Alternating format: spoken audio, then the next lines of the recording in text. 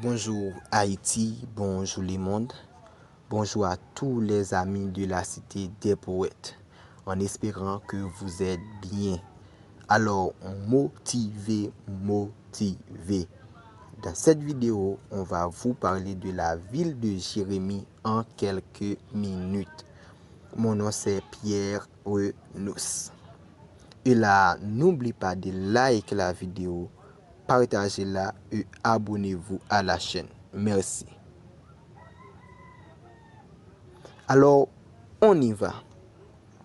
Jérémie, la cité des poètes, a été fondée en 1756 sur l'extrémité de la péninsule de Tiburon. Jérémie devient de plus en plus peuplée avec environ 216 638 habitants. Jérémie est relativement éloignée d'une bonne partie d'Haïti. Elle est donc située à environ 300 km de la capitale, Port-au-Prince, à 567 km à la ville du Cap-Haïtien et celle des Cayes à 97 km. Alors, sa superficie est de 818,02 km². Mes amis, Jérémie est une ville très paisible. C'est une très belle ville et l'une des plus sécurisées du pays. Jérémie s'élève entre les collines de Bod, de Rochas et de Caracoli. On a aussi d'autres villes à l'intérieur comme Nanlundi, Calas, numéro 2, Gagamora et d'autres. En dépit de tout, la ville de Jérémie est l'une des villes les moins bidonvillisées du pays, à l'exception de certains quartiers populaires, notamment Sous-Platon, Cité-la-Source, Basseville et Nampoussière. Et son surnom de cité des poètes, Jérémie a connu quelques-uns des plus grands écrivains haïtiens, comme Edze Villers, Edmond Laforest, René Philoctète, Jean-Richard Laforest, Émile Roumer et tant d'autres écrivains connus d'Haïti. Et c'est à Jérémie que naquit en 1762 le milad Thomas Alexandre Davis de la Pailletterie, plus connu sous le nom de Général Dumas, père d'Alexandre Dumas et grand-père d'Alexandre Dumas fils, deux des plus grands écrivains de la littérature française. En effet, il faut avouer, grâce à son climat, Jérémie est entouré de plantations d'arbres fruitiers d'une végétation tropicale luxuriante qui fait défaut à la capitale, et on y admirera des paysages qui ont inspiré le plus grand poète du pays.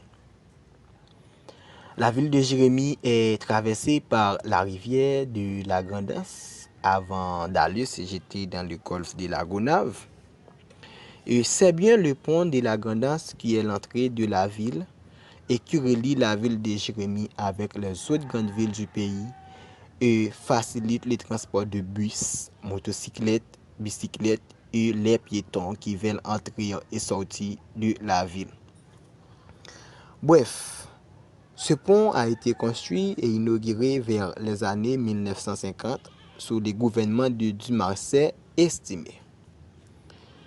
Voilà, c'est autour de la place Dumas que l'on découvrira le centre historique de Jérémie avec la cathédrale Saint-Louis construite à partir de 1877, ses maisons en bois en style colonial ou l'école des frères construite en 1929. À 12 km au sud de Jérémie, on ira sur les traces des Trois Dumas pour découvrir jadis l'habitation de la Tiboulière où naquit le général Dumas. Mais la cathédrale Saint-Louis est l'édifice le plus remarquable de la ville de Jérémie. Terminée en 1901 et fut consacrée cathédrale en 1972 suite à la création du diocèse de Jérémie qui dépendait jusque-là de celui des Cayes. Sa porte d'entrée est orientée en direction du golfe de la Gonâve, faisant face à la grande place Dumas où se trouve la belle fontaine Tiamélie et le buste du général Dumas. On découvrira aussi les vestiges du fort Mafran, une forteresse construite en 1804 et qui domine la ville de Jérémie dans le but de défendre contre un retour éventuel des Français après l'indépendance du pays. Avec ses mondes recouverts par la végétation tropicale, ses belles plages et ses petits villages de pêcheurs, la région de Jérémie offre un cadre enchanteur à ses visiteurs. L'une de ces plages est l'Anse d'Azur, située à seulement 10 km à l'ouest de la ville. L'Anse d'Azur est une très belle plage de sable blanc où l'eau de la mer est pure et transparente, très peu agitée par la houle. L'Anse du Clair aussi est également une magnifique plage située seulement à quelques kilomètres de Jérémie, recouverte d'un sable à la blancheur éblouissante. Elle est considérée par beaucoup Haïtiens comme un paradis terrestre qui invite à l'écriture et à l'amour à l'ombre des cocotiers. Dans la cité des poètes, on retrouve des bonnes écoles préscolaires, primaires et celles du secondaire.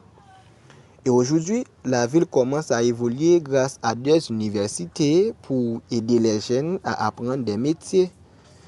Et au même centre de la ville, on trouve des bibliothèques qui sont là pour aider les gens de la cité à mettre ses connaissances à jour et aider à développer plus de poètes, plus d'intellectuels dans la cité. C'est bien normal qu'il existe un pléiade d'artistes venant de Jérémie. On peut citer Jean-Jean Roosevelt, Juanito, MC Bob, Black Boy et beaucoup d'autres artistes qui en fait font l'honneur de la cité dans les domaines musicaux.